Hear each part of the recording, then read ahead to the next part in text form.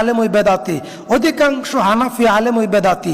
ছোট আলেম হোক বড় আলেম হোক, জনপ্রিয় বক্তা হোক আর জনপ্রিয় বক্তা না হোক, মুফতি হোক, মুহাদ্দিস হোক, মুফাসসির হোক, খতিব হোক, যদি সে হানাফি মাযহাবের হয় সেই বিদাতি।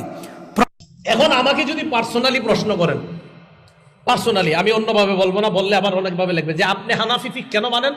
আমি জবাব দেই এইভাবে যে আমি একটা পড়াশোনা করা ছেলে, 16-20 বছর পড়াশোনা করার পরে আমি এটা বুঝছি যে হানাফি ফিক অনুসরণ করলে রসুলের সুন্নাহ বেশি পালন করা হয়, তাই আমি হানাফি ফিক অনুসরণ করি।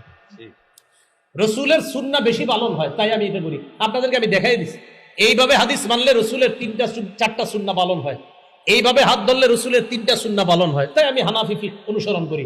আর আগেই বলছি হানাফি ফিক মানে কোরআন সুন্নাহের সুবিন্যস্ত একটা সংকলনের নাম হানাফি ফিক।